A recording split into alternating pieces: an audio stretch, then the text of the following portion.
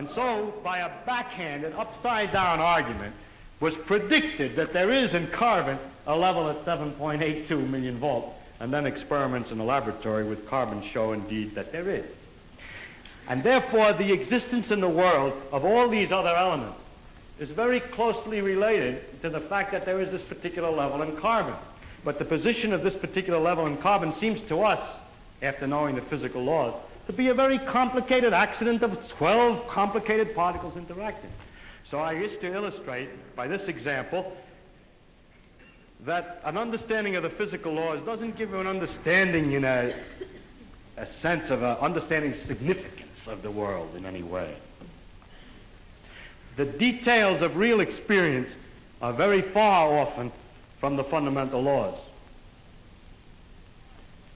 There are, in a way of speaking in the world, we have a way of discussing the world which you could call, we discuss it at various hierarchies or levels. Now, I don't mean to be very precise, there's a level, there's another level, and another level, but I will indicate by describing a set of ideas to you, just one after the other, what I mean by hierarchies of ideas. For example, at one end, we have the fundamental laws of physics. Then we invent other terms for concepts which are approximate, who have, we believe, the ultimate explanation in terms of the fundamental laws. For instance, heat. Heat is supposed to be the jiggling, and it's just a word for a hot thing is just a word for a mass of atoms which are jiggling. For that, fundamentally, we should think of the atoms jiggling. But for a while, if we're talking about heat, we sometimes forget about the atoms jiggling. Just like when we talk about the glacier, we don't always think of the hexagonal ice snowflakes which originally fell. Another example of the same thing is a salt crystal. Looked at fundamentally, it's a lot of protons, neutrons, and electrons. But we have this concept, salt crystal, which carries a whole pattern already of fundamental interactions, or idea like pressure. Now, if we go higher up from this, in another level, we have properties of substances like refractive index, how light is bent when it goes through something, or surface tension, the fact that the water tends to pull itself together, is described by a number. I remind you that we have to go through several laws down to find out that it's the pull of the atoms and so on. But we still say surface tension, and don't worry when we're discussing surface tension of the inner workings, always. Sometimes we do, sometimes we don't. Go on, up in the hierarchy. With the water, we have the waves, and we have a thing like a storm. We have a word for storm, which represents an enormous mass of phenomena. Or sunspot, or star, which is an accumulation of things. And it's not worthwhile always to think of it way back. In fact, we can't, because the higher up we go, we have too many steps in between, each one of which is a little weak, and we haven't thought them all through yet. If we go up in this hierarchy of complexity, we get to things like frog, or nerve impulse, which you see is an enormously complicated thing in the physical world, involving an organization of matter in a very elaborate complexity. And then we go on, we come to things, words, and concepts like man, and history, or political expediency, and so forth, which is a series of concepts that we use to understand things at an ever higher level. And going on, we come to things like evil, and beauty, and hope. Now, which end is nearer to the ultimate creator, or the ultimate? So if I make a religious metaphor, which end is nearer to God? Beauty and hope, or the fundamental laws? I think that the right way, of course, is to say that the whole structural interconnections of the thing is the thing that we have to look at, and that the sequence of hierarchy, that all the sciences and all the efforts, not just the sciences, but all the efforts of intellectual kind, are to see the connections of the hierarchies, is to connect beauty to history, is to connect history to man's psychology, the man's psychology to the working of the brain to the neural impulse to the chemistry, and so forth, up and down, both ways. And today we cannot, and there's no use making believe we can, draw carefully a line all the way from one end of this thing to the other. In fact, we've just begun to see that there is this relative hierarchy. And so I don't think either end is nearer to God's. And it's to stand at either end and to walk out off the end of the pier only hoping out in that direction is the complete understanding is a mistake. And to stand with evil and beauty and hope, or to stand with the fundamental laws, hoping that way to get a deep understanding of the whole world, with that aspect alone, is a mistake. And it is not sensible either for the ones who specialize at one end and the ones who specialize at the other end to have such disregard for each other. They don't actually, but the people say they do. So. But that actually the great mass of workers in between, connecting one step to another, are improving all the time our understanding of the world, both from working at the ends and working in the middle. And in that way, we are gradually understanding this connection, this tremendous world of interconnecting hierarchies. If you expected science to give all the answers to the wonderful questions about what we are, where we're going, what the meaning of the universe is, and so on, then I think you could easily become disillusioned and then look for some mystic answer to these problems. How a scientist can take a mystic answer, I don't know, because the whole spirit is to understand. Well, never mind that. I don't understand that. But anyhow, if you think of it, the way I think of what we're doing is we're exploring. We're trying to find out as much as we can about the world. People say to me, are you looking for the ultimate laws of physics? No, I'm not. I'm just looking to find out more about the world. And if it turns out there is a simple ultimate law that explains everything, so be it. That would be very nice to discover. If it turns out it's like an onion with millions of layers and we're just sick and tired of looking at the layers, then that's the way it is. But whatever way it comes out, its nature is there and she's going to come out the way she is. And therefore, when we go to investigate it, we shouldn't pre-decide what it is we're trying to do except to find out more about it.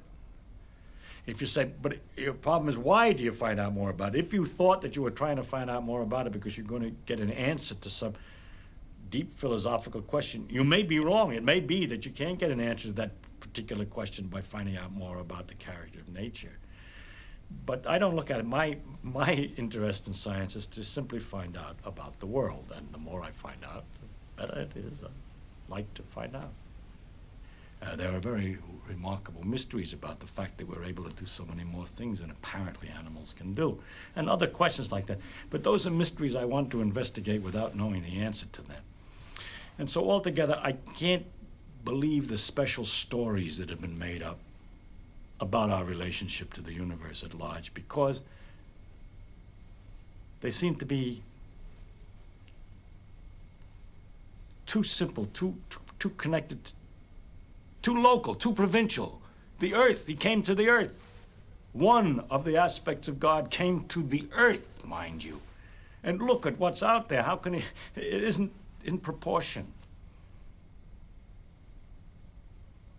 Anyway, it's no use arguing. I can't argue it. I'm just trying to tell you why the scientific views that I have do have some effect on my beliefs. And also another thing has to do with the question of how do you find out if something's true?